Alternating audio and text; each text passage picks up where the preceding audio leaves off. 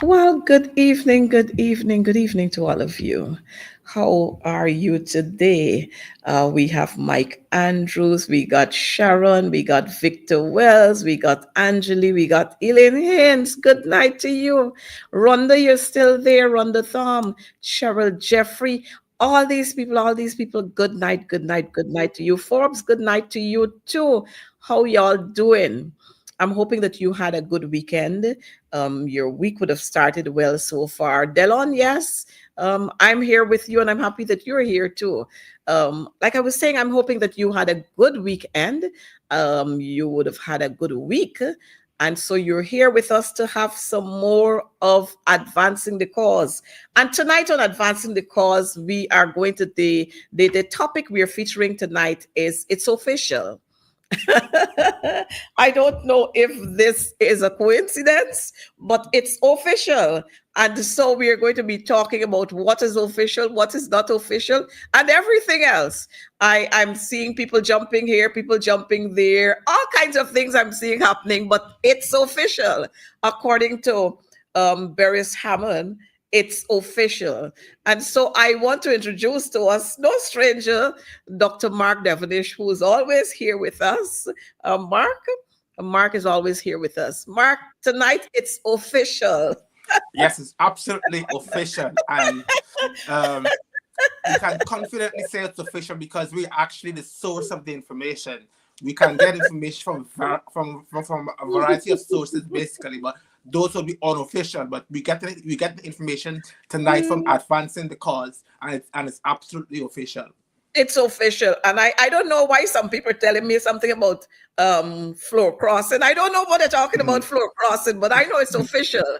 Whether it's going to be a ring that is going to be passed over or whether it's going to be somebody kneeling and saying something or somebody saying yes, yes, yes. It's just official, Mark.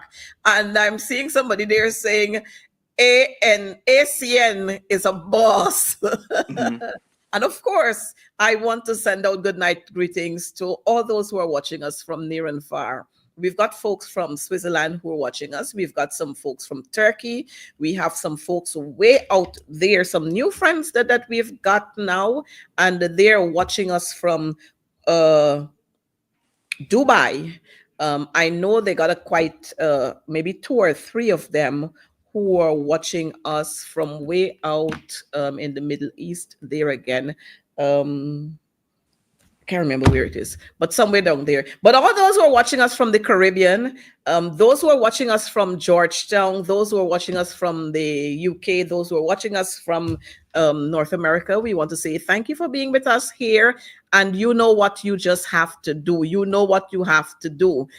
Judith Blair, good night to you as well. And thank you for always being with us. I don't know.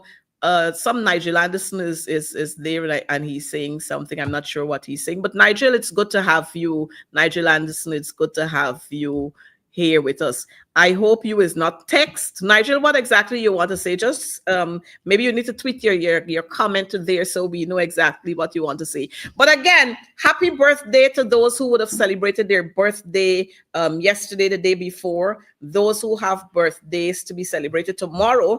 And of course, we have to send out extra special birthday greetings, Mark, to three persons who celebrated their 100th birthday.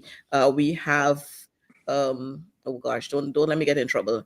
Miss Burgess, we have Miss Mabel, and we have Mr. McKen. It's a whole year these folks have got to celebrate this 100th birthday. It's not easy to get to that number. I know many in 2 months, 3 months, 6 months. Some are born dead, stillbirth. And so when we get to that age of 100, it's enough reasons for us to shout and make a lot of noise about. And let me tell you, these three individuals that I just mentioned there, they are 120%, according to one of my friends, Joretta would say, 120% PNC strong.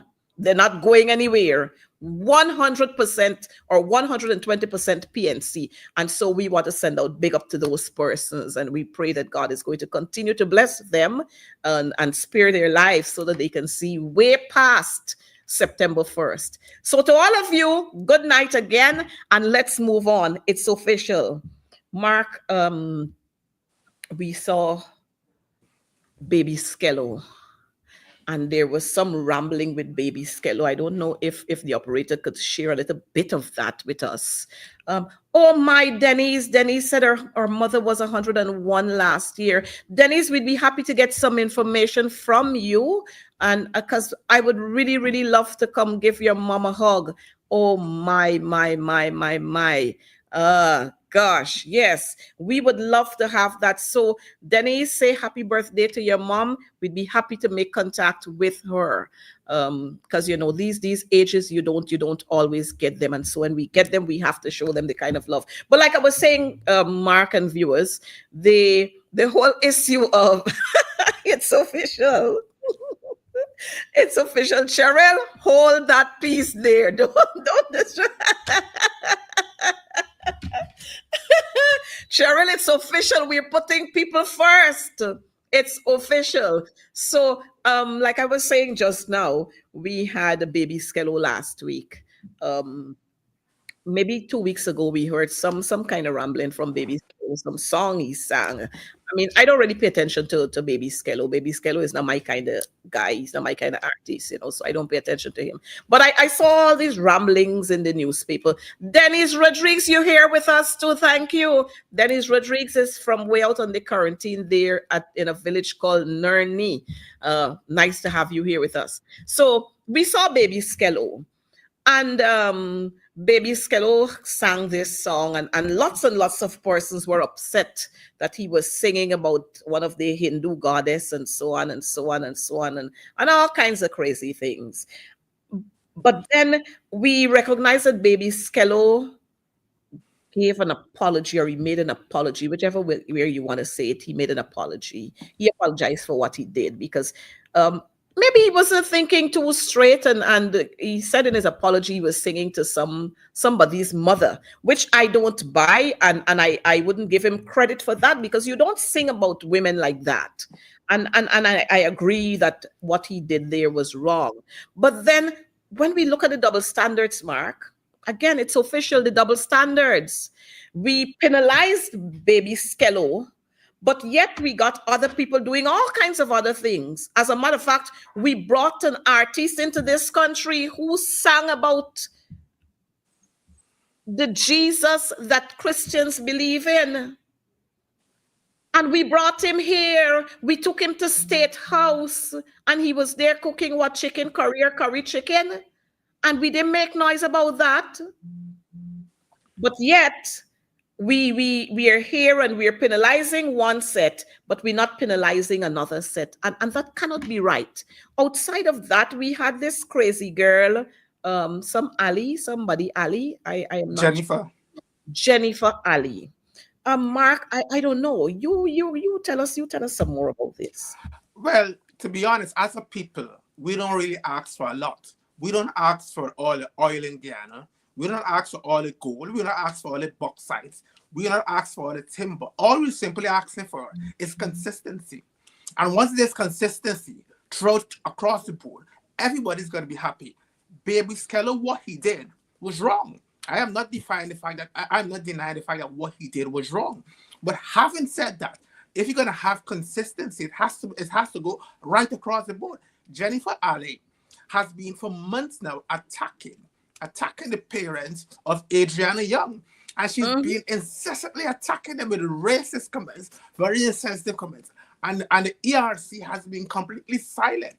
PPP has been completely silent. And that's not all.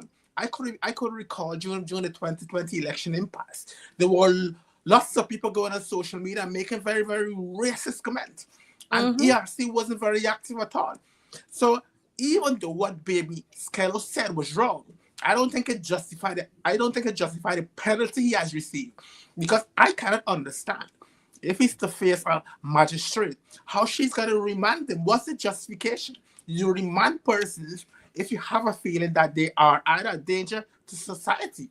Putting them out there could actually cause danger to society.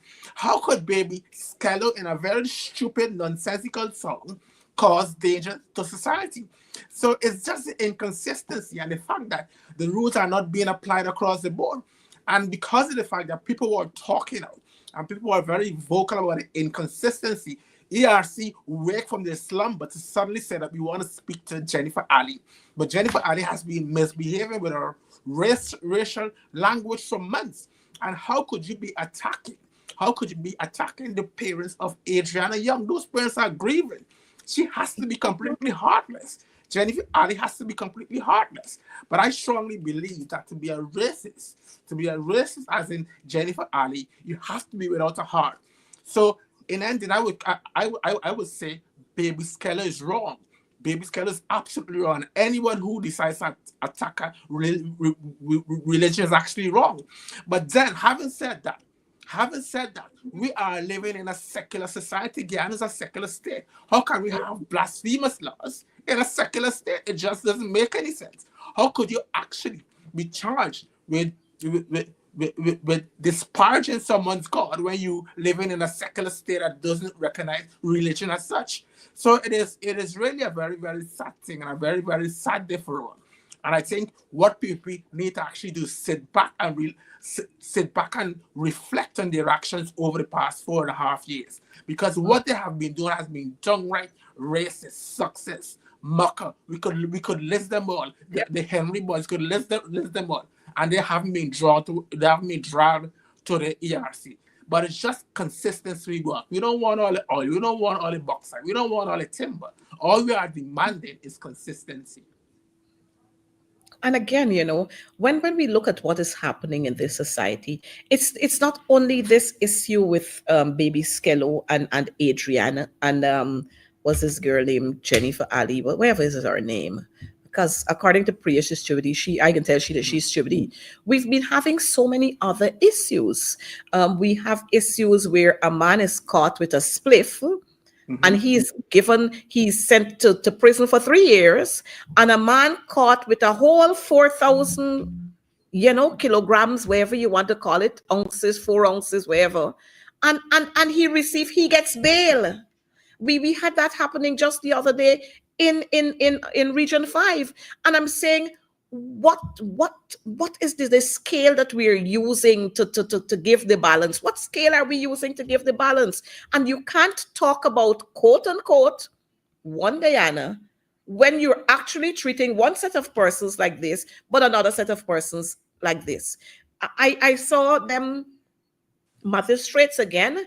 You penalizing, I remember the GDF officers, the GDF guys, the ranks there, the soldiers who were caught with marijuana in their car, in a car. And they were sent off to prison. And then you got another set of people who were caught with marijuana. And then you see people being held with gun, illegal firearm, and they're granted bail. And then another set held with illegal firearm again, and they're remanded to prison. So is it that you're saying it's one law for some, and then there's another law for another set of people? Again, I don't know. It's official. But I'm thankful that we have some very kind-hearted attorneys who are there reaching out to the ordinary Guyanese people. And so we want to thank Dr. Todd, who he himself and another attorney went out there and they went to the High Court and got bail for baby Skello. So he's out now, even though there's a charge in front of him. He's not in prison, and he will have some time to have that kind of representation and be out, and whether the magistrate will ask him to pay a fine, or I'm not sure what she's going to do. But one of the things I think we should be asking for is that case be transferred from that magistrate, because the fact that he is given bail, she's going to want to come after him with vengeance. So we should be asking that case be transferred from that court to another court. I mean, wrong cannot be right, and two wrongs don't make a right.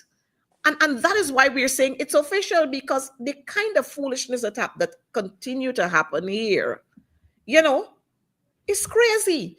And it's like I'm seeing one of our viewer here is saying, arresting people for weed in Guyana is backwards. But of course, we have the laws that stipulates. And so we've got to be able to get to that point where we can change the law and allow for some more space to give you, well, whether you're going to increase the amount of marijuana by so much more so that persons can have it there. And of course, we have to respect the religious beliefs of some of our people. And Guyana, our laws extend to that extent where we exercise those kinds of religious freedom to persons. And so I'm hoping that we are going to get there one of these days. Winston, thanks for being here. Winston said one Indian Guyana, just maybe. It's official. And so as we continue, Mark, we've seen quite a lot of other things happening. Again, Mark, you're a medical doctor, and we saw last week schools, our learners coming down with COVID. And again, the thing hush up by the Ministry of Education, the thing hush up by the government. And then after a while, you saw the Minister of Health putting out something there to say, there have been some COVID cases and what, which is what we should have been putting out there ever since. The fact that this government continue to lie to us, they continue to lie all the time. Every time they continue to lie. I remember in 2020, when under the coalition, we had, 0 deaths under the coalition? They had about 30 in 6 months. Whatever the numbers were. But then as soon as the PPP got into office and they opened up everywhere, we had the numbers just racing to the sky. And within a short time, we had 300. And then it moved from 300 and it kept going. And all this time, before that happened, before there was an official announcement coming from the Ministry of Health or from the government, you had people just dying and persons didn't know why persons were just dying just like that. And we still cannot understand. It's official, COVID is back. One of our viewers saying that it's official, COVID is back, and I agree with you. It is not that we want to create any kind of excitement or anxiety, but it is a fact that COVID has returned, or it never went anywhere as a matter. COVID never went anywhere. But the fact is we should always have our people on the alert, protecting themselves, encouraging persons to wash their hands more often, use their hand sanitizers, wear masks when you have to go into crowded places. Last Friday, for whatever reason, I was at the Georgetown Hospital, and I was just passing through. And I saw there by the maternity ward where they have the gynecologist there. You had a whole score of people. At one glance, you thought that it was maybe a concert at the National Stadium, and very few of these persons had their mask on. And this was at the hospital. So you could imagine COVID must have had a field day in that group there. And I'm saying, God help us here in Guyana, because we continue to do all kinds of foolishness, put our heads in the sand and behave as if nothing is happening. It's all well and good. Outside of COVID, Mark, before I allow you, we have dengue having a field day. We have typhoid having a field day with our people, but you're not hearing anything from this government. Your take on it? I mean, to explain why we're not hearing anything from them would be to state the obvious. And state the obvious is the fact that they don't know what to do. They're completely clueless. And that was evident during the COVID pandemic when people were dropping left, right, and center. Frank Anthony was completely clueless. And you would have thought that having had that experience during the COVID pandemic, Frank Anthony would have been a bit more proactive. But all Frank Anthony did is to come on TV, to go into the newspaper and simply say, COVID is back. COVID is coming. But people don't want to hear COVID is coming. People want to know what Frank Anthony will do about it, what PPP will do about it. The fact that I haven't done anything, and there's so much to actually do. There are lots of vulnerable people in Guyana, the elderly, for example, those with chronic diseases, for example, those with HIV, those who are on chemotherapy for cancer, all those persons are high risk patients for COVID. And when they get COVID, COVID will hit them for six.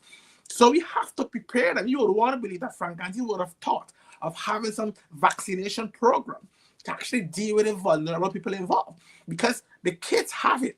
We cannot deny that the kids have it. The kids have COVID, and the kids will bring that COVID home, and they'll give that COVID to grandma when they hug her. They'll give that COVID to grandpa. They'll give that COVID to Aunt Rita, who has cancer and is on chemotherapy. Will give that COVID to Brandy, who has HIV/AIDS.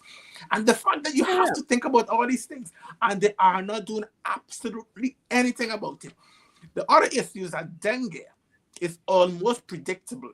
Dengue is transmitted by the Aedes aegypti mosquitoes. So we know it's a mosquito that actually brings it. We know it's going to actually come on during the rainy season. So you would have wanted to believe Frank Anthony, if he was actually thinking, if he has more than 2 brain cells in his head, would have said, okay, we expect the rains in 2-3 months. Let's just start to fog now, so that you can address this issue with these mosquitoes. Let's advise people not to store waters and have it open. Let's clear the trenches. Let's clear the drains. People wouldn't do anything. They'll wait until dengue comes, and then dengue is going to kill one person, and you wouldn't hear anything. Then it's going to kill 10 persons. They wouldn't hear anything. Then they're going to kill 50 persons and 100 persons. And when it kills hundreds of people, that's when they're going to say, we should start acting on this dengue. You know, that's when they're going to actually start fumigating. That's when they're going to actually start cleaning the drain and the trenches. But those things supposed to have been done months and months before, even before the dengue arrived. But the reality is that people, they're not proactive. They're very much reactive. And as a result, the poor people like us will have to feel the consequence of their stupidity. Well, I'm not sure whether we have it there, but at Ansgrove Secondary School and so many other of our secondary schools, those that are just elevated a little above the ground, at the bottom of these schools is soaked with water. And the water is stagnant. It's been there for the longest while. And the Ministry of Education is doing absolutely nothing about this. This is breeding mosquitoes, and our children have to be there. As a matter of fact, in some of these schools, they're lighting mosquito coil whole day in school. We just had last week Kingston Secondary School, where mosquito infestation. They had to close the school for a day and something, and that was because the teachers decided we're not going to work anymore. If the teachers show you their hands, students show you their legs, mosquito biting them, and I mean, I don't understand how people could be so very callous about other people's health. And I tell you, if we were to live under the PPP government for the next 5 years, cat will eat our dinner. We gonna have catfish. Cat will eat our dinner, because they just don't care. Everything is about, you have to make a whole lot of noise to have things happening. And like you said, they are not proactive. All they're interested in is how many suds they can turn in a week. How much boasting they can do about, oh, we put up this and we put up this and we put up that. But they're not telling us that the same buildings that they're putting up, many of them are cracked here, there, and all over. We'll show you just now what is happening at North Rumvelt Secondary School. And I'm particularly interested in North Rumvelt Secondary School. And we have Smith's Memorial Primary School. And these are 2 schools in Georgetown, right in the mouth of Priya Manik Chand, right in the mouth of all of the officers that they have. They're right in the mouth of the engineers, where you have, when it rains, well, of course, that school was recently rebuilt to the tune of $566 point something million. And if you go to that school, you're going to see cracks, water shortage, toilets not flushing, labs not equipped, Well, of course, that school, they up to now, after 2 years, that school cannot be declared open as yet. They cannot do the opening of that school. Now, in this time, we have it right now, it's raining, and then we have some sunlight. But nothing is being done to correct the kind of work that is being done in some of these schools. Don't let us go to the roads. This here is North Rumvelt Secondary School, where it was raining, and that's the corridor there, wet. And our children have to be walking there. They can slide, they can fall. That's a HOD's office, and so that office is completely wet. And this is the Guyana that we're living in. This is the Guyana that this government is boasting about, and the development they're talking about. And this is a secondary school where, when it rains, the classes are disrupted because it's official. The school is a dry weather school. Mark? I don't have, I can't ever recall a point in time where I agree with this idiot, this buffoon, Guyanese critic. But I have to agree with his characterization of Priya Manichan. Because to begin with, she has installed Ministry of Education. And the schools have so many problems. Our kids' performance in the exams, whether or not it's CSEC, CAPE, or NGSA, is appalling. It's deplorable, it's shocking. But yet, Priya Manichan wouldn't actually think that these are important areas to actually address. She would go on an official Facebook cuss out with Guyanese critic. The North Rumvelt Secondary School, they spent over $556 million. Yeah, I'm a spectator, you know. Sorry. Yeah, they spent over $556 million to build a new school.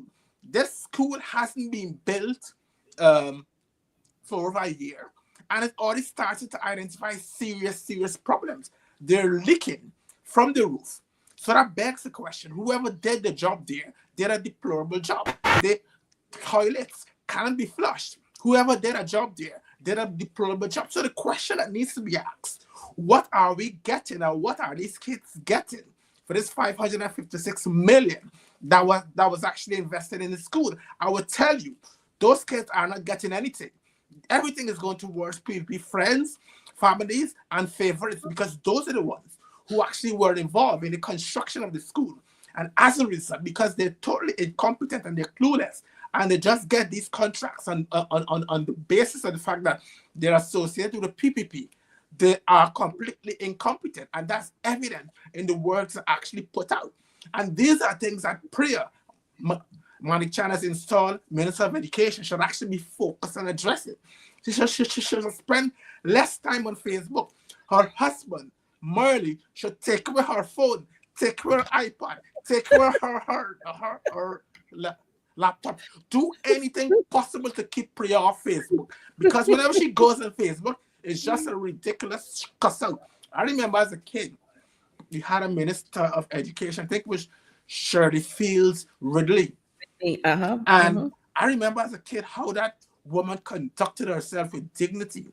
I remember how she used to articulate her points. And I was a kid, and I can't really remember a great deal, but I could just remember this woman, when you see her present herself, you automatically respect her. I also recall that we had another Minister of Education called Derek Bernard.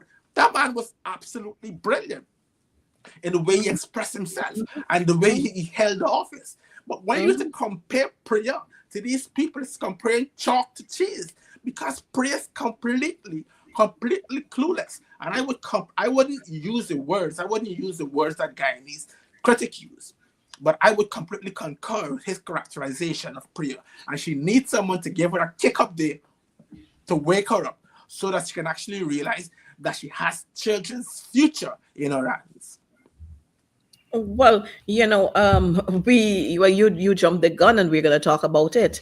I noticed prior there, we had the issue, the remarks that were made by critics, Guyanese critics. We all know who Guyanese critics is. Guyanese critics is the point person for Barrett Jagdeo, who claims to be the vice president, and we had him there talking about Priya, and of course, we've got to give Priya a little bit of kudos when she does something good, and here was one thing that she did good, where she really went after the magistrate who remanded baby Skello, which I thought was something good. Maybe it's official that she is going to be breaking ranks with the PPP because she's coming out and she's speaking about a couple of things. But then here was Priya, when he made those remarks about her, Priya there, and of course she got a lash back at what's his name, at critics. But in her lashing back at critics, I don't, while she was being very assertive in her remarks, leading towards critics, Priya should be saying, Priya shouldn't be talking about bullies because Priya is a bully herself. Have you ever watched the way Priya bullies people on Facebook when you comment on anything that she doesn't like? Priya is a bully herself. So Guyanese critic is one of the bullies that Priya and her concubines, well, I never say concubines, those at Freedom House would have created. They created that monster. So they got to deal with it. I'm happy that he lashed out at her because she would understand that y'all created that. And I'm hoping that she's bold enough to say that. She was one of the persons, all of them helped to create Guyanese critic. So when Guyanese critic is lashing out at her now, y'all got to go deal with him. Y'all got to go deal with him. She should have been saying to Barra Jagdeo, you always have critic on your program, and look what he's saying here. But of course, she can't tell Jagdeo because Jagdeo asked her to pack her bag tomorrow morning. She can't tell Jagdeo that. But it just goes to show, when the shoes is not on your foot, you don't know how it's squeezing. But when you are wearing the shoes, then you understand how it's feeling. If Guyanese critic has said that to some other woman, I'm sure Priya would not have come out in support of that woman. I'm sure none of the others would have come out in support of them. But I'm happy that Guyanese critic, just like how he abused other women, and she never came out to say anything. But now, because he put a lash on her, she is commenting about that. Raj Kumar, this is not the place for you. This is not the school for you. That school, it's official that y'all school over the river at Iflut. That's where y'all school is, over at Iflut. And people like Rajendra Raj Kumar would come here. I wish somebody would go on Facebook and get his picture. Let's make him famous. They would want to come here to talk foolishness. But when Jagdeo talking the whole lot of trash on Thursdays, they don't go there to tell him that. All of them talk about rigging and riggers and so on. And that matter is in court as we speak. And not one of them could produce a piece of evidence to show where the rigging took place. Not one of them. So don't come here to tell us about rigging. Y'all always claim that people rigging elections. And look where we found all of those documentation where the rigging took place on the East Coast, in Region 1, on the East Coast where Anil was. I remember when Ali said to him, Anil, your name a call that you're giving people ID cards and you're asking them to change their tops and so on. So y'all don't come here. It's official that we know who the riggers are. Barra Jagdeo and the others. So don't come here, Rajendra. Go to Iflut. See if you find that university there. Not here. And so, yes, we're talking about critic again. Of course, he's unpolished, but nobody in the PPP will tell him that. I am sure tomorrow you'll see him somewhere around there with Barra Jagdeo. So, Priya, it's good when your own louse biting you. I'm happy that you get the feeling, But again, we have to say that what critics is doing in terms of the abuse towards women, it's absolutely wrong. And we must not only stand up conveniently, like you said, Mark, we must be consistent. We must be consistent with our talks. We must call them out every single time. So when Jagdeo jump up there and he abused the women, who are not singing the same song like he is singing, we must come out and speak out about it. But that same Priya, when Jagdio treated Varshni badly, she didn't come out to say a word. You remember when Jagdio abused the reporter, where he had to end up at Wim Magistrate Court, when the magistrate said to him, if he doesn't come, I will do what I have to do, and he speeded up there. Paul Williams, good night to you, my dear, and how are you? So we must be able to call the bullies out every single time. And Priya shouldn't talk about who's a bully and who is not a bully, because Priya got a whole lot of our officers at the Ministry of Education there bullying teachers, bullying parents. So she shouldn't come to here to talk about bully and who's a bully. And she like talk about people stupidity and stupidity. Priya, you stupid too. You stupid too. Because if you weren't stupid, you wouldn't say some of the things you say every time you're on, every time you go on in front of a mic or somewhere there. You wouldn't say some of the things that you say. So you are a bully too, and you've got to repent and then ask critics to repent. And while you're at it of asking critics to repent, you got to ask Jagdio and Dharamlal and Strip and Slap and the whole pack of them. You forget you had Clement Roy, who showed middle finger. Come on. So don't talk about this thing in isolation. It's the whole pack of you. If you don't change your attitude, then the same attitude will continue. And it's because of Priya's bullyism. That is why we're having all the children in the school behaving the same way. They're bullying each other. Because when they see what is happening at the top, they feel that it's okay. We can do it too. Mark? Yeah, while I support the view that Baby Skello should have actually been bailed, I don't want Priya Manichan to come and defend Baby Skello, because I know she is genuine. Because if Priya Manichan was genuine and she was one that was in for justice, those people, those innocent people, protesters that were arrested and labeled as terrorists and being locked away in the prisons, for no particular reason other than the fact that they have an association with APNU WPA, she would have come and called those people out. She would have come and called out the judge or the magistrate or whoever were involved. Vashni Singh went public and she described her ordeal when she lived, when she was with Bharat Jagdio. Where was Priya? Priya was absolutely nowhere. Jagdio would abuse journalists, female journalists. Where was Priya? If Priya Nazima is for justice, she would have been speaking up for the Henry boys. She would have been speaking up for Harash. She would have been speaking up for everyone. But she's just being selective because she wants to score political points, because she realizes the election is around the corner. And people are going to say, oh, Priya has concern for people that look like me and people that look like you. But that is just a game. That's just a play. So I will completely concur with Guyanese critic. That girl think we stupid, but we know for a fact, and it's official, we know for a fact that she's a jackass, as this guy characterized her, because she honestly believed that she could come and fool us by defending Baby Skello, and she expects us to actually believe her concerns are genuine, when we know for a fact they aren't genuine. I don't need Priya to come and defend any of us. If she chooses to defend us, she has to be consistent.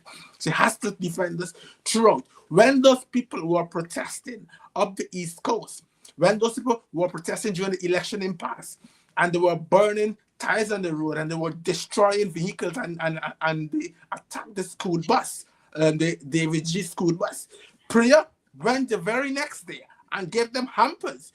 Those very terrorists, she gave them hampers. So I don't want Priya suddenly could come and start defending anyone that looks like me, because she doesn't have our concerns at heart.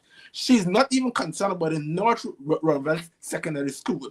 If it was males, she would have been desperately concerned. We would have seen her coming out there, doing something about it. But I care less about Priya. And the less she actually has to say, the better for me. As I said before, her husband, Merle, should take away your phone, should take away your iPad, should take away your laptop, take away anything that she can use to go on Facebook, because I think Facebook is distracting her. You know, Mark, as you speak about all of these other things, I remember we had four young men, four students from Woody Park Secondary School. And residents there is a predominantly Indian area. And there was some misunderstanding and something with the boys and some other boys, and somebody hit somebody and somebody something, and there was a fight with these school boys. But the parents of the others, and these were East Indian boys, their parents and their brothers and so on came there down to the school, and they put on a good licking on those boys, and they said to those young men, black men are supposed to their hair. I can remember that. I remember that. I did not hear a word from Priya. Not a word from Priya. Not absolutely nothing from Priya. So you are absolutely right when you're saying it's a whole big show. Like that's what she likes, you know. A whole big show. I don't know if the operators have that picture with her walking through water. I don't know if you can find that. But again, a big show, because I don't understand why you going out there to declare open a school when you know that the path leading to this school is flooded. The river overflow, water flood the creek. And so you can't, water flood the passageway there, so you can't walk. And again, the big show with her walking through water to go and declare open a school. I mean, full of nonsense. And you know, when you could have been using more time, your time, to do other things. And as we run this, let me say to Priya, the GTU, our teachers in Guyana, they're still waiting for their 8%. So tell your PS, the teachers are waiting for their 8%. This is June of 2025. That agreement, quote unquote, that agreement was signed on the 21st of August. The teachers are still waiting after they would have collected the 10. The agreement says January of the next year, 2025, they're supposed to receive their 8% in January. They're still waiting for that. They're still waiting for the payments for marking SBAs. The teachers are still awaiting their payments for marking the grade 6 paper 2. So please pay the people their money. Pay them their money and stop walking all over the place and making yourself a clown. We still got teachers who are awaiting payments for work they would have done in Region 4 during that MASH period when they were there at the cultural center and wherever else they were. They're still awaiting those monies. So pay the people. Don't let us have to go and get this song, the Wild Hawk song. Don't let's have to go and play that song. We don't want to go there. So pay the teachers their monies. And talking about that, the cash grant, Mark, you know that cash grant thing is a whole big corrupt activity, because I'm hearing that there are learners, there are pupils, there are students. You know, we categorize them differently. So the learners are the nursery schools, the pupils are the primary school, and the students are the ones in the secondary schools. So we're hearing that there are some learners who are no longer at school. Now I'm wondering who is accounting for those monies, that $55,000. Where is that $55,000 going? I hope it's not in Tularam's pocket. They got an officer named Dr. Tularam. I hope it's not in his pocket. I am hearing too that there is some student, and I'm saying if it happened for one, it could happen for plenty more. There is some student from one of the schools, they're gonna know it's which school, a student who was attending this school, school A, and then the child went to school N. But the child's name is on school A's register, and the child's name is on school's N register. At both ends, they were able to collect monies. The parents collected the monies. You see where the skullduggery is? Because I am sure those names were submitted to the Ministry of Education. You mean to tell me nobody in run those lists? So if one could escape, then many more could escape. So we might very well have a set of parents in Region 5, or maybe Region 2, or maybe Region 3, or maybe Region 6, collecting double monies for one child. Tularam, who was in charge of that process, you can answer to us. You can tell us where those extra money is going. The other thing is, you see a sum budgeted for the cash grant, but we've not been told what is the sum that is budgeted for those people who they hire, they charter a plane to go into the hinterland to make a big show. We don't know how much for the charter for the plane. We don't know how much they have to pay for accommodation and meals and honorarium that you give to these people. So y'all please give us that kind of information. We want that kind of information so that we'll know what this entire package cash grant, because we care what this entire package is costing this nation. And I know some of them getting big paybacks from it. Big paybacks, some of them getting. And what should be recognized too is that you have one person in 5 different locations. They're distributing in region 2. And then next thing you see them in region 8. And then you see them in region 5. Friends and families and favorites. They're collecting, they're drawing down big.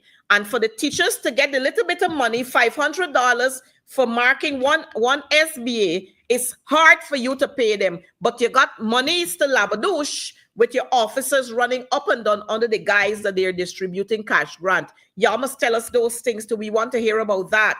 Don't jump up and say, oh, Region 5, so much monies would have been, parents got so much monies were given to parents. We want to hear how much it cost Region 5 for you to go up the Maikoni River, for you to go somewhere for you to prepare the meals, how much it costs to prepare the meals that you're giving to the officers and so on. Tell us about it. Tell us about that.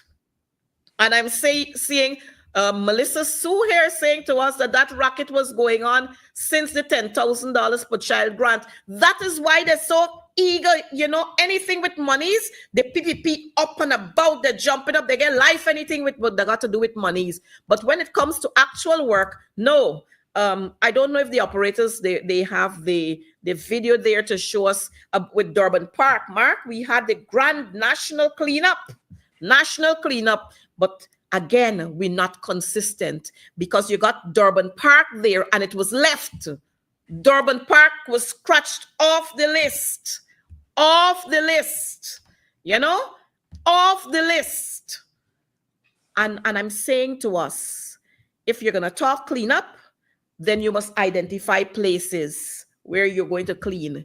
Don't go and clean Kingston Seawall alone and you leave South Georgetown. We got the Independence Arch that independent Guyanese have been working on it. This is Durban Park, and this cleanup was done there when MP Nima Flu-Bess organized a group of people, and this was about 2 or 3 years ago. We don't need not this one. We need the other one, which is showing you what is happening there actually at Durban Park. But this was 2 years ago when MP Nima Flu led a delegation and they cleaned there, and this was left there by this government. Now again, Durban Park is a facility that could be used for so many things. We're having the issue here with Venezuela. And we should have been proud to have our golden arrowhead flying on that very, very tall flagpole that we have there.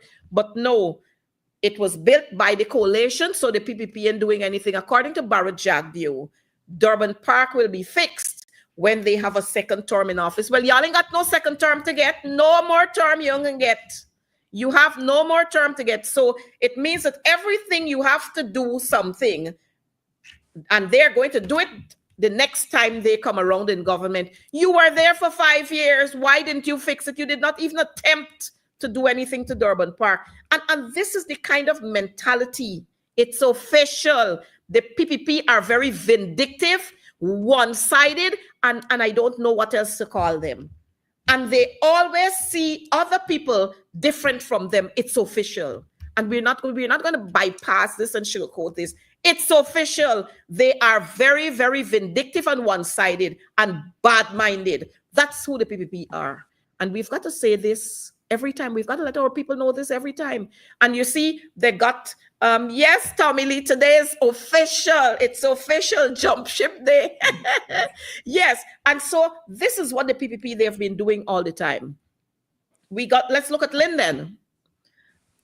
Since when the Linden track there, the stadium in Linden, started under the coalition, and we're still waiting for completion under the PPP with all the monies that they would have had. We're still waiting for completion under the PPP. And this is where it's at right now. Nothing is happening there. As we speak, nothing is happening. Nothing is happening there. And that's the stadium, the stadium at Linden. And I mean, in Linden, we produce so many of our athletes. So many athletes. And this is what is happening there in Linden. Operator, I don't know if you want to slide the pictures, if you want us to have a slide. You see, this is what is happening in Linden. So by the time you're ready to fix hair now, you got to do double what you should have done before. And this is what is happening in Linden. So again, these wicked and vindictive people, they don't mean to fix a couple of things in certain areas. And we must never shy away from it. We must be bold enough to speak about it. Like Priya said, you must deal with them. We have to deal with you because your government is not doing things for the benefit of our people. So this is what is happening in Linden. But if you go to somewhere else, you're going to see what is happening there. 2 weeks ago, I showed you what was happening at Liverpool. We have another community center. I think it's Haslington Community Center, where actually nothing is happening. And if you look at these areas are all areas that are governed or they're areas that have been won by APNU AFC then. Huh? And we don't, I don't understand. And Delon Sealy, you're right. The PPP did more for Guyanese than you will ever will. And you're absolutely right. The PPP has done more in terms of drugs and corruption. And you're absolutely right. It's official. The most drug bust we would have had, Mark, you remember? Mm-hmm. Yes. And if we start listing on our fingers, we're not going to be finished. The most corruption under the PPP. Never in the history of this country have we had a senior police officer implicated in what he's been implicated. So don't come here to tell us anything. Go to IFLUT. Go there and look for that school. See if you find that university there. And the Lindeners will tell you. Everywhere you go around, you will see what is happening. When the PPP go out there, they carry all those poor 10-day workers, those pathway workers. They dress them up and threaten them. If you don't come to our forums, you wouldn't have a job. So they do that to make up their crowd. And that's being vindictive and wicked. Vindictive and wicked. Mark, your take on that. Well, I was talking with a friend the other day, and I was discussing with him Lyndon Philip Sampson Burnham. And the conversation that we had, we were both agreed that Lyndon Philip Sampson Burnham was a man who was very focused on education, very passionate about education. And as a result, he said, we need to get the smartest and the brightest going to a particular school. And his vision was to have this school, where this school would be a boarding school, where these bright and smartest kids will actually help in the development of Ghana. And he called that school President's College. And when PP went into power in 1992, because of the fact that this was a Burnham idea, they went all out to destroy President's College to the extent where they actually took Burnham's photo from the wall. I remember that. The reality is, what we're seeing happening now at Coffee, at the square of the revolution, shouldn't surprise us. Anything that people hasn't done or they feel people haven't had a hand in, they will destroy. And the reality is that the cleaning of Georgetown is the responsibility of the mayor and city council. But the central government, this installed government, is stifling the mayor and city council of funds. Yep. As a result, they don't have the finances to do the things that they ought to be doing. And so Irfan Ali and his collection of clowns will go there. I will tell you that they're cleaning up Georgetown. In other words, they tell you that the mayor city council is incompetent, can't do their job. So Irfan Ali has to come and do their job, but they're selective in terms of where they go to actually clean. Why would you not clean Square of the Revolution? If you're saying that this is one Guyana, and this Guyana, everybody's equal. All people are created equal. Blacks, Afro-Guyanese, Afro-Indians, Amerindans, everybody's created equal. You would want to believe that 1763 monument, which means a lot to us, which has a lot to do with our history with coffee and his struggles on the 23rd of February 1763 to emancipate us. You would want to believe, if you genuinely care for us as a people, you would take care of our monument. I remember one time when there was this, I can't remember who the bus was of, but PPP made this bus. But it was for Africans, and they were saying that they wanted on they want a parade ground, if I remember correctly. And people said, no, we're going to put it at the Kingston seawall. And they went ahead and they did that, despite the fact that the people who it was made for weren't supporting what they're doing. So I'm not completely surprised that they would just clean up and just leave the Square of the Revolution in a deplorable state. And it's just a reflection of how vindictive they are. And yes, it's official. They are vindictive. Priya, my strong view, my strong conviction is that being aware of the fact that people is corrupt, and I'm not saying people is corrupt, I'm saying what Transparency International corruption index is saying. 39 out of 100 could never be good. 39% could never be good. 39 out of 100 could never be good. So the fact is that Transparency International, international body, recognized body, has characterized people as corrupt. So we know for a fact that they're corrupt. So because they're corrupt, you cannot put monies in their hands. And I strongly believe that these cash grants should come under an autonomous body that is responsible for that, completely separate from PPP. And I'll tell you why I strongly believe that view. I remember when the people were protesting for Adriana's death, and they were rightly protesting for Adriana's death. That's the time when PPP came out and said, we're going to have your cash grants. So they use it as a political tool to cover the people's eyes so that they will suddenly forget about Adriana's death. And that's why, and that's a very, very strong argument for the fact that these cash grants should be by an autonomous body and people should not be involved in it. The other issue that I want to talk about is these drugs. And lots of people may argue. I remember I had one friend who said her business didn't do too well when Apno FC were in power because the tax people were putting pressure on her to pay her tax. Well, you're supposed to pay your tax. I don't quite understand. But PPP is a party of anarchy that don't believe in the rule of law. And you saw what Irfan Ali did. Assisted his friend, allegedly assisted his friend, the Mohammed, in going around the corner to pay less tax when he's supposed to pay tax. So I'm not surprised that this police officer, which I'm quite sure has links with PPP, was caught in Region 4 with 4.4 tons of cocaine. That is lots and lots of cocaine. And to see he was implicated in it since when he was in Region 1. And what PPP actually did, they just transferred him.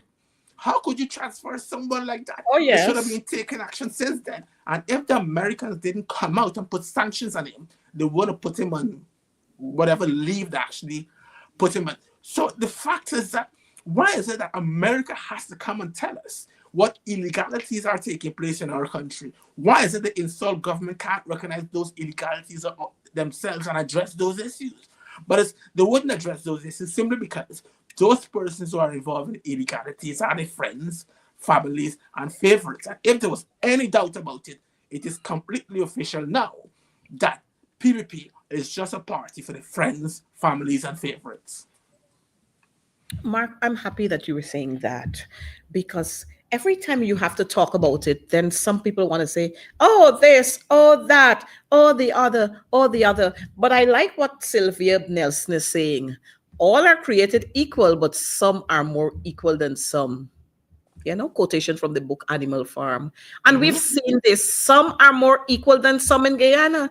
Imagine if I have to bring a vehicle, if I have to import a vehicle into this country, I have to pay my taxes. While some people getting off with paying little or nothing. Huh? I can't bring a Lamborghini in this country because I ain't got the money to pay for it. But some people could bring it, put up wherever, and they say, oh, they get all kind of free passes. I'm waiting on GRA. I am waiting on GRA to say who gave them the instruction. Who gave them the instruction to pass the thing? And why now this big fight down about taxes owed and taxes not owed and all kind of thing? Run the lane from Denham still, girl. How you doing? You're joining us from Antigua. How you doing yourself? And so we want to know, the Guyanese people want to know. We want to know every transaction that happened. We already know that there was a call, there was a WhatsApp message, and it will be dealt with. It was sorted. It will be dealt with. We got that. We know that already. Who were the person? Don't feel that y'all gonna throw any of them ordinary customs officer under the bus. Y'all ain't throwing them. And yes, Paul Court is reminding us that Jagdio nearly killed me for the Lexus. Almost every press conference, he was talking about this Lexus and this Lexus and this Lexus. But you know what? Thank God he wasn't able to say at any time that I did not pay the correct duties for the Lexus. But he was going on, where Coretta McDonald get money from to buy Lexus? Where she get? You ask, what the one name? Charles Ramsey, where he got monies from to buy that Range Rover that he drive. And ask him that. But I just so damn disrespectful. And it shows the kind of disdain you got for certain set of people. So only certain people could drive Lexus. Coretta McDonald can't drive Lexus. Look, all you get from here, come September 1st, people, come September 1st. I'm not sure if the operator is ready, but if the operator is ready, I want him to show us the legacy of the PPP. Let's see what's the legacy of the PPP. We already know about the murders. We already know about the drugs. We already know about friends, families, and favorites. We know about the corrupt contracts that you give out. We know that some contractors getting contract upon contract, even though they're messing up, they're not being blacklisted. And we know too about some contractors who have been blacklisted.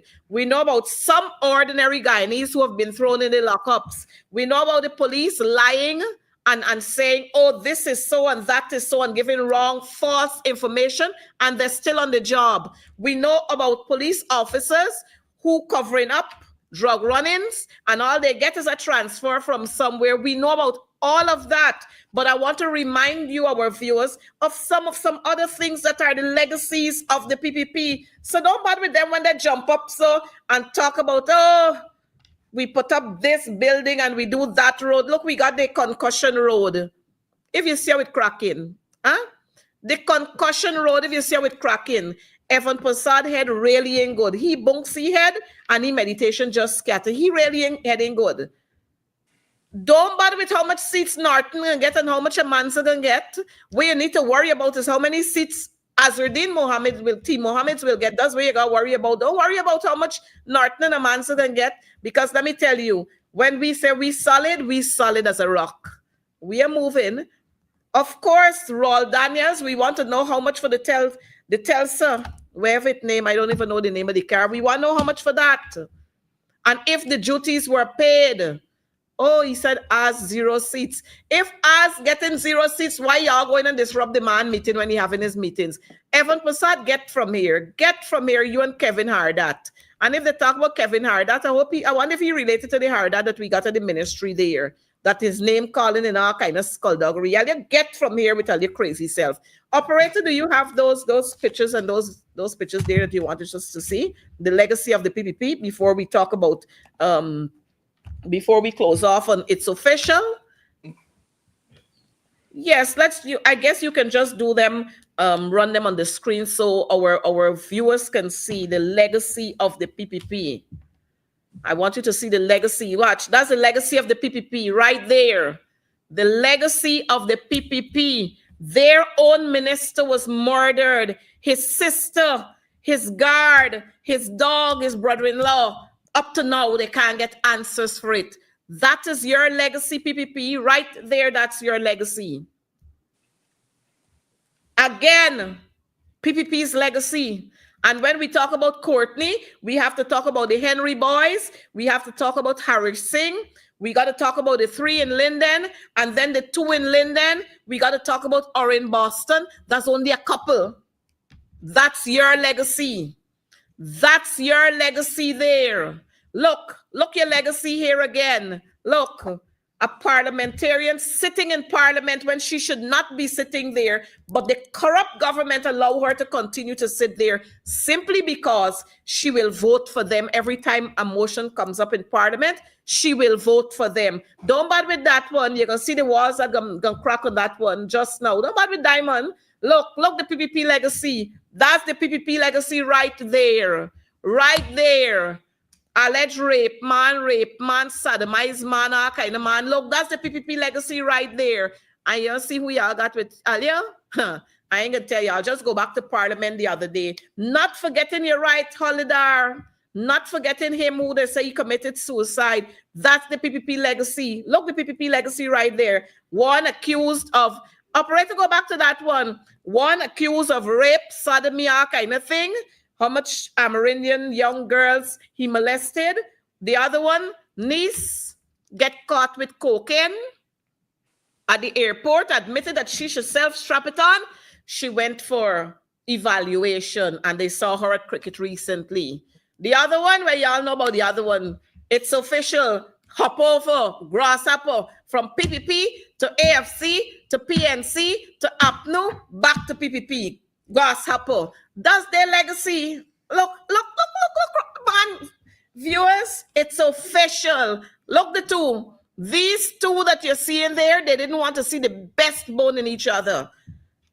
Chair and vice. They didn't want to see the best bone in each other. Look now, they're sitting down on red chairs, and they look how they sit down in red chairs, just side by side like Suru and Duru. That's the PPP's legacy. All of these folks that they got with them, all of them got baggage. So let them go. Stay with the PPP. No good. Thank you, Paran Ramcharan. And look the legacy there right there, man. Look the legacy. Go to invite me. That's their legacy. That's their legacy. That's the PPP's legacy right there. And we can't forget the Mucka issue, the demolition of those people's homes. That's another legacy for them. That's another legacy for them. All those public servants who they dismissed by the time they got into office, that's another legacy for the PPP. Mark?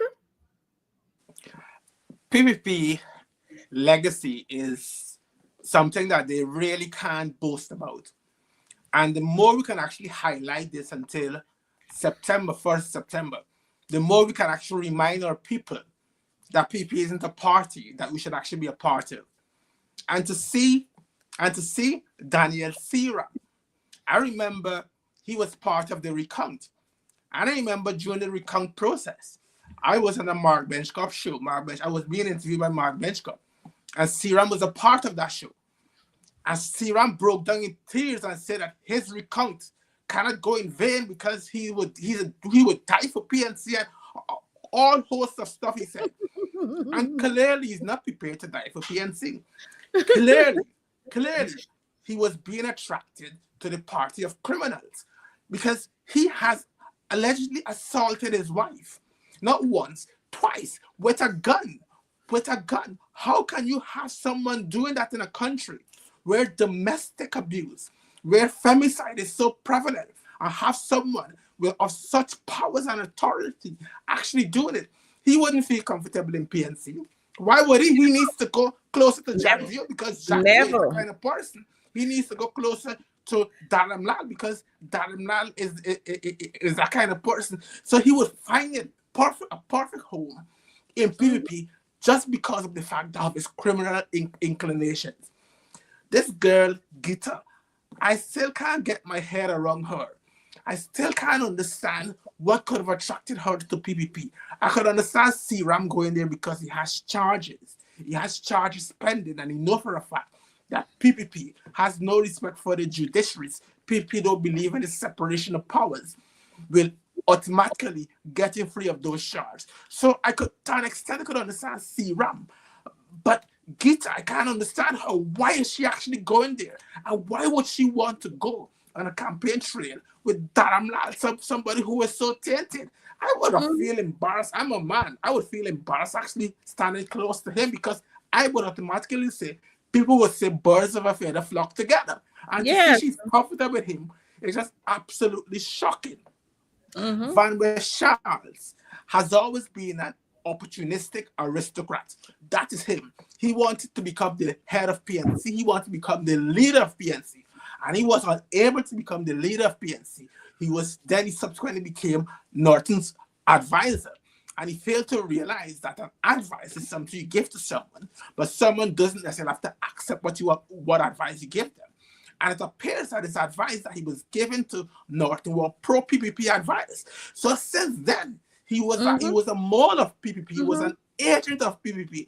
So when he came out and said that he would divorce himself away from Norton because they cannot see eye to eye on issues, and to see him actually go to PPP when he would have witnessed all that has been transparent on the PPP is absolutely shocking. But then again, he has charges pending. And he wouldn't feel comfortable in PNC because PNC don't condone criminality. He would go home. To a place where he could actually be welcome as someone who has been allegedly involved in criminality, falsification of document to GA. Come on. You're 70-something-year-old man. What kind of falsification you want to be doing at your age? You're supposed to be sitting back in a rocking chair, reading your Bible or your Quran or whatever you want to read. But you're not supposed to be indulging such things. So it's absolutely shocking what these people did. But as I said before, I rather them go now, because I don't. My heart is very weak. My doctor told me my heart is very weak. I cannot take 5 Charandases. Let them go now, because if they had stayed and returned to be a Charandas, I think my heart would have completely given up. You know, it's amazing how under the coalition, Gita, Daniel, as chairman for Region 4, Daniel did absolutely nothing in Region 4. Absolutely nothing in Region 4. I'm waiting to see him. The picture we saw earlier was him at the Enmore Martyrs Monument. And I want to remind operators, if you can pull that picture up. I want to remind our viewers, all those who are listening to us, that the Enmore Martyrs Monument was built under the PNC. It was the initiative of Lyndon Forbes, Samson Burnham. I want them to know that. So all of them who just go out there and possess themselves when it's June 16th, Lyndon Forbes, Samson Burnham was the man his initiative it was to create that monument to remind us that 5 Guyanese stood up for their rights and they were shot by colonial soldiers. So when they go out there and they talk all kind of craziness, what did the PNC do? We did that. That y'all going there now to mamaga yourself at, we built that. And so again, this young man did absolutely nothing for the people of Region 4. But here is it, you know. Here is it. He is there. He's there at a function there. And Gita, who didn't do anything, you don't see her on any walkabout and so on. Her, or if she went, maybe 1 or 2. But Gita walking out his soul case there now. The other person, James Bond, I've never seen James Bond walking anywhere doing stuff for the PNC like I'm seeing him doing now. But they're right. You can't go over to the PPP affiliate and get soft chairs to sit on. You got to prove yourself because we entrust you. So you got to prove yourself. You got to go out there. You got to go out there. You know, this is what the PPP does, or this is what they do all the time. They're putting you out there. You got to come out. Don't feel you can collect their monies and collect their promises and collect contracts and so on from them and feel you're not doing anything. You didn't do nothing before, but you're gonna do now. Go and do. And I wish you all the best. You're right. He proved himself with the, I ain't gonna tell you what, but that's okay. But Mark, we got to move on. And we're saying it's official. Operator, you have some more pictures to show us. You have some more pictures to show us. And then we can talk about it. Gita got for work. Yes, she got for work. She got to work. Mark got to work. Daniel got to work. Sandy got to work. And all who going over there, Van West Charles, well, he working till he overwork. He ain't even know whether he doing work or he working right now. So we ain't gonna even bother with he, because he's another grasshopper. He PNC, jump so. Viewers, I want you to remember this on September 1st. September 1st, if nothing else, you must remember this. You must remember this. You must remember this on September 1st. On September 1st, this is what you must remember. This very young lady from Cane Grove in Mucka, you must remember her. September 1st, if nothing else. This little baby here, September 1st, we must remember her. If we don't do anything else, or if we've never done anything else, we must do something in remembrance of this little child, Adriana Young, who was murdered at Tushen on the east bank of Essequibo. We must do something for her. And we want you to remember, we are doing these because we want to remind you that the promises they made for you then and they couldn't fulfill, they're not going to fulfill it if you give them another term. If you give them another term, you know what they will do? They will kill many more of your children. And yes, one of our viewers asking, where was Az then? He was in good company with critics. He was in good company with critics then when all of these things were happening. The young lady in Mucka, the Henry boys, the boys in Linden, Boston from Essequibo and so on. He was in good company with critics then. So he wasn't hearing, he wasn't seeing, because critics is a very noisy boy. So he wasn't hearing anything. But I am saying to you, our supporters are solid. And so who go, let them go, and we bless them. We wish them well, let them go. But I want to say to our supporters, you know what you have to do. You are going to encourage all the others to do what they have to do come September 1st. And before we get to September 1st, we've got nomination day. And so you're going to come out in your numbers and let them understand that we are solid as ever. And we are going to stay focused. The distractions that they're bringing to us, we ain't bothered with that. The distractions will come. And you know what? We want to congratulate every one of you who come out here on Wednesday nights to be part of advancing the cause. Because without you, we wouldn't have an advancing the cause. And so we're going to make it official. Operator, you have that photograph there for us tonight. We have to see that one. Forward wherever.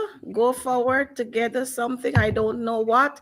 And yes, one of our viewers is saying here, if Mohammed didn't face sanctions, which made his stench too close for comfort, he would still be PPP and getting everything he wanted from them. And that, viewers, you know what you have to do. You know absolutely what you have to do, and you're brave enough. You are brave enough, and you are bold enough. You are bold enough, viewers, to know right from wrong. You know where to cross the I's and where to dot the T's. You know where to do it. And so we are not going to run around with this. We know exactly what we're doing. We are a coalition party because we are about the people. We are all inclusive. Operator, you're going to put up one of our what we're offering to the people of Guyana for me to some of our proposals that we're putting out there for the people of Guyana, so they can see some of it. If you have it now, we'll put it up for us. But I want to say to you, I will continue to speak for ordinary Guyanese who cannot speak for themselves. We will continue to highlight their plights. Operator, I think you have a picture there that shows us 2 streets. If you have that, could you put that up for us? 2 streets. We want the 2 streets. And I must, while we're getting the 2 streets, there's a young lady who's attached to the Ministry of Local Government. She was the AREO in region number 10. Simply because this young lady stands for principle. She's a principled young lady. And she, because of her moral upbringing, she doesn't get involved with skullduggery. And she's Guyanese, and she decided that she's going to reach out to any Guyanese who come around there. She was stationed in Kokwani. I remember her taking a photograph with Azruddin Mohammed when he visited Kokwani. And you know what the PPP did to her? They transferred her from there and brought her straight to Georgetown. Now, that young lady is traveling every day from Linden to Georgetown, every single day. And they have her in an office just sitting there. I mean, people could be so wicked. Huh? People could be so wicked. Well, viewers, if you want that kind of wickedness, you could join the PPP. But I know you're sensibly enough, and you're not going to do that. That young lady, every day, that young lady is traveling from Linden to Georgetown. She applied for her leave, and she can't get it. They're holding on to this young lady's leave. She can't get it now. Now, this young lady has a family. Her son, I think he's gotten a scholarship. He's supposed to be leaving sometime. And she wanted to spend some quality time with her son. They have refused, Mark and viewers, they have refused to grant that young lady her leave. And these are the people who talk about because we care. Because we care. Operators waiting for us. Look the streets that we build in. Look the streets that they construct in the PPP. So you do have this side, and then you got the vehicles rolling on the other side. And by the time they finish the one side, this other side crack up. I mean, I don't know which this is. This is I think this is Mandela. This is Homestretch Avenue. We have another one where 2 vehicles, you know what they're doing now is a whole lot of concrete strips they're building. A whole lot, plenty concrete strips. Plenty concrete strips. And these concrete strips, look, 2 cars could barely pass there. Now they're narrowing our streets and putting concrete strips where we can't have 2 vehicles passing at the same time. You see what is going on there? And these are the people who are talking about progress and progress and progress simply because it's official. They just don't care. They just don't care. And we have to go to that official, picture. Yes, it's official. The PPPC, wicked, stink, and dirty, according to Esther Blue. That's it. That's the PPP. Mark, tell me if you've ever seen a road like that in England, in London, where you live in. No, I haven't seen a road like that, but I've seen proper roads in Guyana. I've seen Brickdam. Brickdam has stood up the test of time. And who built it? Lyndon Forbes, Sampson Burnham. I can tell you about Homestretch Avenue. Homestretch Avenue stood up, minibuses speeding down there, trucks and all manner of stuff. And who built it? Lyndon Forbes, Sampson Burnham. That tarmac area in front of the Square of the Revolution has stood up the test of time. That was built when Burnham was alive. I remember as a little kid, when they'll have the sand there, I'll go and play in the sand. Who built it? Lyndon Forbes, Sampson Burnham. So the fact is, PPP focusing on the friends, families, and favorites are having roads that are just being destroyed at the blink of an eye. They're just being destroyed. I'm quite sure if you're walking down one of these roads that PPP built and you drop a straw, you'll find a pothole being created. The roads are so weak because of the fact that the amount of money is required to build these roads are not being used to build the road when the contractors have to get kickbacks and bribes here and bribes there, don't have enough finances to build the road. And to compound that, most of the contractors are completely clueless. So I would remind PPP how roads are built on the Linden, Forbes, Sampson, Burnham, Brickdam, Home Stretch Avenue, and I'm quite sure there are lots of other roads that were built on the quarantine highway that is still standing. Exactly. The Linden Soesdijk highway that they're now trying to do something there too after all of these years. And the roads that they're building, it don't even last 1 year, not even 6 months, not even 3 months. I mean, I don't know what One Edgel doing. I noticed that they're building, according to them, roads across the cemetery. They're building roads, the roads in the cemetery there. I know when they were building this cemetery road, supernatural forces were attacking the men. I hope now that they are in the cemetery of itself, that the supernatural forces ain't gonna attack them.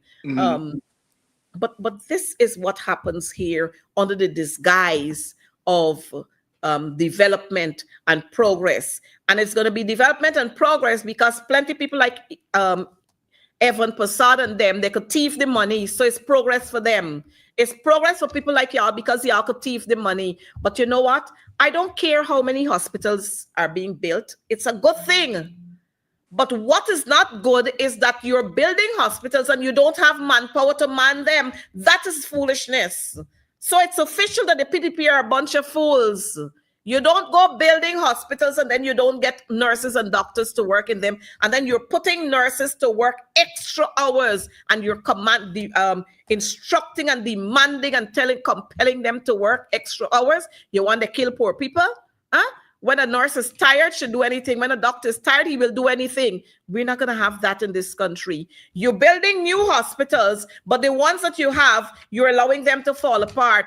Go fix Georgetown Hospital, Evan Passat. Tell them just last week, Georgetown Hospital, the compound was flooded. Everything in the gutter all over the place in one. Tell them fix it. Don't come here to talk stupidness and more new hospital opening next week. We don't care.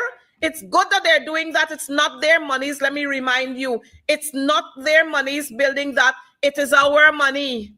Our monies that is being used to build that. So don't come here and pompous at yourself because we have to repair that and our children have to repair that. So y'all get from here. You got dead votes. Y'all had dead votes down there. So don't come here to tell us nonsense. Operator, you have that other picture there that we want to show very quickly and make it official before we go. AWD. Yes, we have viewers. It's so good when you're here, and I'm so happy that you can contribute to this program. I needed to remind us of another legacy of the PPP. That young man that shook the hands of Mohammed, not a good one. You got to look for crazy-ish one. The young man and the young man wasn't crazy. The young policeman just shook the hand of Azardine, and he was transferred with immediate effect from Region 1 to Region 6. Now you're telling me this is a government that care? Huh? This young man he's got to leave what he's doing there and end up somewhere else. Y'all really cruel. Really, really cruel. Correct? Really, really cruel. Really, really cruel. And you talk about because you care. Because you care about what? I don't know. You care about yourself. Because all now the Bamia Primary School can't finish and you're not hearing anything about it. Absolutely nothing about it. Dilip Chan, go to IFLUT. Go and look for the university there. Don't come here. You ain't even voting down here and you're talking nonsense. You probably can't even leave Uncle Sam country and you're coming here to talk nonsense. Get from here. According to like in Priya's voice, get from here. So it's official. It's official. It's official. It's official, Mark. It's official. Mm-hmm. And so we want to wish Madam Amanza all the very best in her new endeavors. And we trust that she's going to find the success wherever she goes. But I must say that I am very disappointed Because if you were having all of these issues did not pop up yesterday or this morning, Mark. They didn't pop up last week. And if you were having all of these issues, you had several forums to raise them. If you were having all of these issues, why didn't you resign way back then? Why did you wait now? And viewers, if you look at what is happening, how does it make sense? You resign today from a party, but you launching a different party. So it means that, but I'm happy. I know she from Barbies like Sharon does too. I am happy that, the clearing is taking place. I'm happy. I'm happy. Go have fun, do what you have to do, be you. But I don't know if our operators, if you have the letter the statement that was released by the party today. I don't know if you have that. If you have that, you can put it up. But Mark, we can have your take on this before we go. I'm a passionate supporter of cricket. And in cricket, you have different positions on the field that you can actually be positioned. You have the square leg, you have the boundary, you have slips, you have different positions. In other words, each individual player in that team will have a responsibility. Like, for example, the slip fielder has a responsibility to catch the ball if the batsman edges it. The bowler has a responsibility to make sure that he bowls the ball on the stumps or bowl to what the captain instructs him to do. And in this cricket team, you'll have an overarching captain who have responsibility for the team. And you'll have in that team, you may have some players that may not support the captain. But because of the office he holds and the position he holds, you show him that respect. And you put your best effort, whether or not you're feeling in the slip, square leg, or the boundary. And the same thing can be applied to politics. In politics, each individual have their own responsibility. And you'll have a leader of the party. And even if you're not happy with the leader, even if you feel discontented with the leader, you show respect for the leader and you put your best foot forward. The fact is, Amanza has just been in politics for less than one election cycle. How could she want to believe that she could be positioned as president or head of the party? The fact is, they had an election. They had an election for the leader of the party, and she wasn't voted in as a leader of the party. So democracy simply dictates that you have to support whoever was elected. And I think if she had just wait her time will come. You just have to play your position. If you're a batsman, you have to make your runs, and you make your runs, and you make your runs, and one day it will be recognized. Your runs will be recognized, your efforts will be recognized. So if a man's had waited her time, go into the community, speak with the people, relate to her constituents, go in parliament, debate issues, and play her best. At some point in time, she would have actually become leader of the party, but she was very impatient. She wanted to have things prematurely. So my understanding is Aubrey Norton told her that you'll be on the list and you'll be a member of parliament when we win the elections. What more do you want? You have your own party. And I don't mean to be disparaging towards her or anything of the sort, but Ghana's election is binary. Ghana election is binary, PNC and PPP. You could have 1,001 small parties. People don't vote for them. A man say you wouldn't get 4,000 votes. You wouldn't have a seat in parliament. So you literally walked away from a seat to having nothing. Does that make political sense? To me, it doesn't make absolutely no political sense.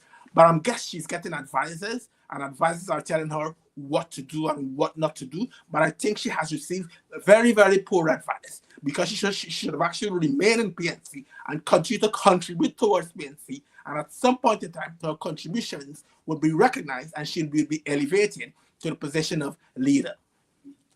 Well, Mark, on that note, we want to say it's official.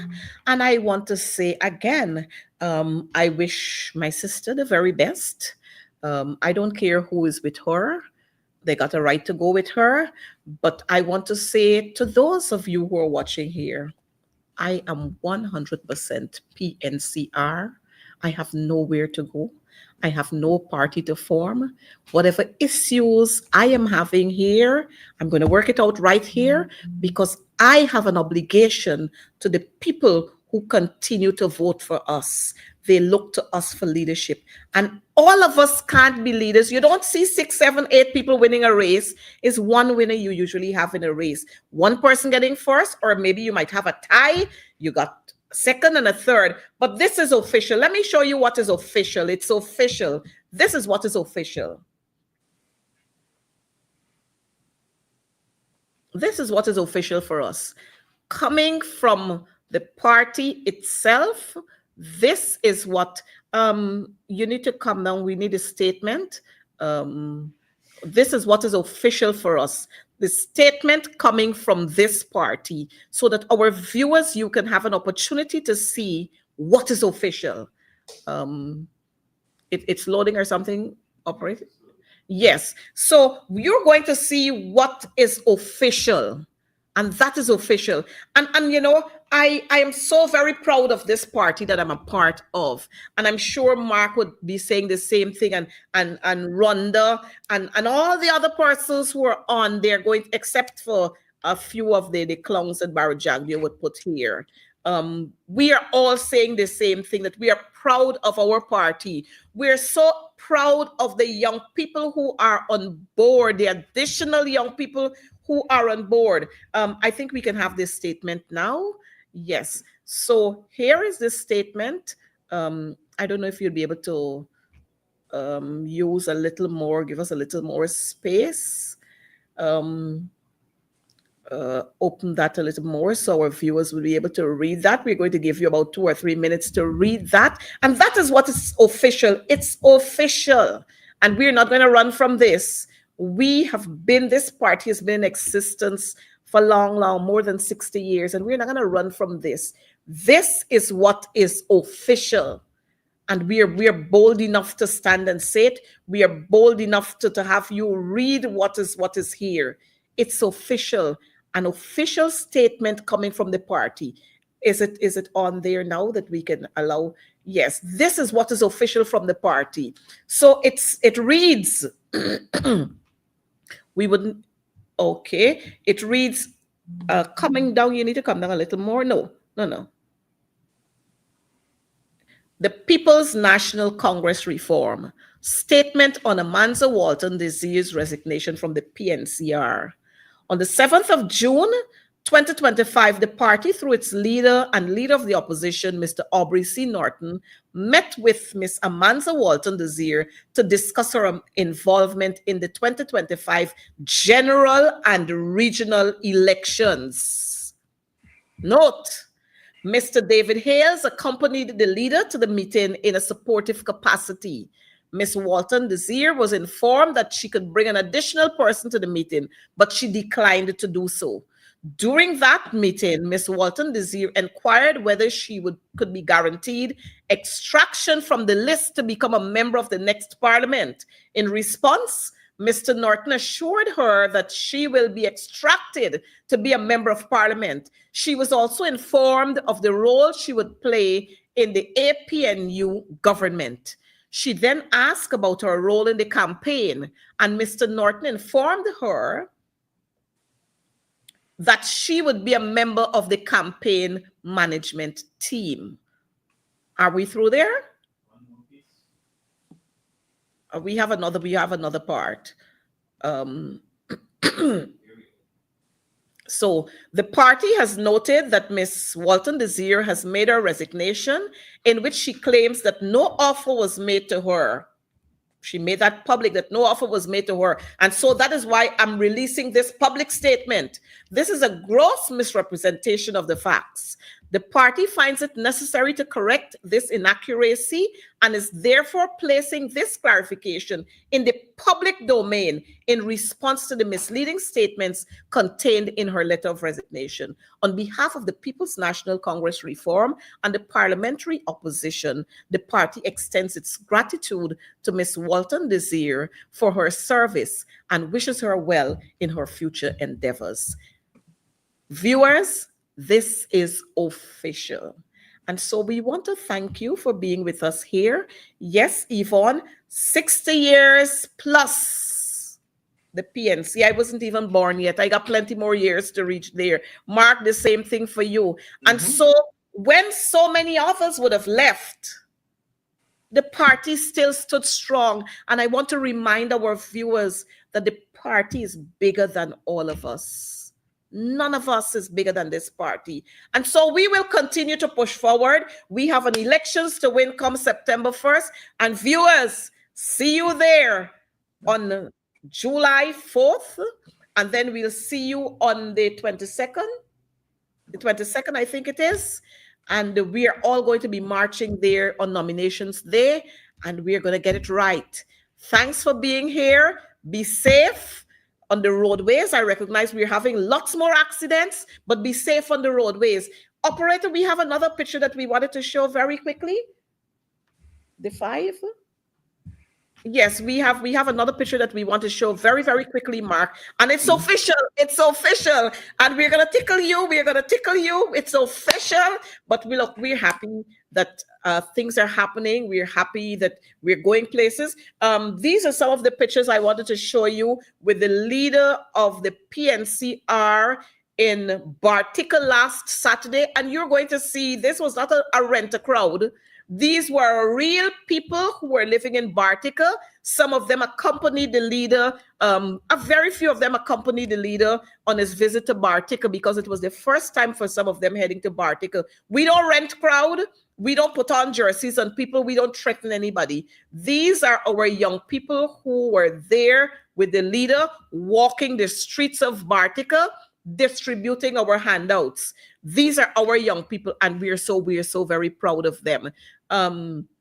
Yes, this is the leader touching on the soil of Bartica there. You notice our folks there, all of them hitting the road. And we have been doing this all the time, and we will continue to make our presence felt in every area across this country, whether you appreciate us or not. These are our people, and our young people have recognized that they have a job to do. So those who go, good for you. We got lots more remaining. Operator, we just have one more picture, I think, to show. Director something. We just have one more picture to show before we go. I know I did say to Sherrod this evening that we're going to take up a little bit of his time, and viewers, we are so happy. So here we go. Somebody is missing from here, but here we go.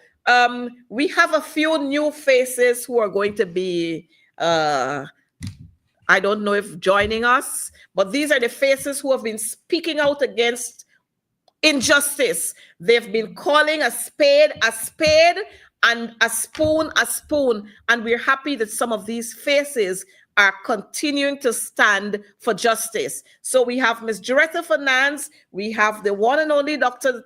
Dexter Todd, we have Sherrod Duncan, we have their former Assistant Commissioner of Police, yes, Paul Williams. And so these are some of the persons who have been ringing the bell there and championing the cause. So, and we also have another name, Ricky Ramsarup. Ricky Ramsarup, I'm not sure where his picture is, but these are some of the faces that you're going to see more around speaking out against the injustice. And so, viewers, I want to thank you so much for being here with us. It's official. Mark, your closing remarks before we go. Well, essentially, I'm just going to be very brief. I saw headlines in Starbuck News yesterday with Irfan Ali, the clinical dunce. He was saying he's going to make sugar great again. And he has been saying that every single year he's going to make sugar great again. But remember other Apnu AFC when they had to close on a few estates because of the fact that they weren't financially sustainable. People came out. I was actually condemning them. I remember also when Apnu AFC said they will diversify the sugar industry, and people came out and condemned them. And today now I'm going to read in the papers the very Irfan Ali who said he's going to make sugar great again, copy Apnu AFC's policy in diversifying the sugar estate. He said they're going to now produce rice, corn, and cassava. So That's the new sugar industry producing rice, corn, and cassava. That is so clungish, absolutely clungish. I don't know where he's gonna get market for those, but it is just surprising that yesterday he's gonna say he's gonna make sugar great again, and then the following day he talks about diversification, stealing up the AFC ideas. Well, this is what they've been doing all the time. I'm sorry that we don't have a clipping of what some of our policies are to show you tonight, but we're going to show you them next week. We're going to have some to show you. But again, let me say to you, we have Deputy Commissioner Paul Williams, soon to be Dr. Paul Williams, and we're so happy that we have these right-minded persons who are on board with us. And of course, we will always encourage other right-minded citizens to come on board. So it's Team Norton all the way, stronger and better than before, on our way to victory. Viewers, it's official. We'll see you next week. Take care. Bye-bye. Bye-bye.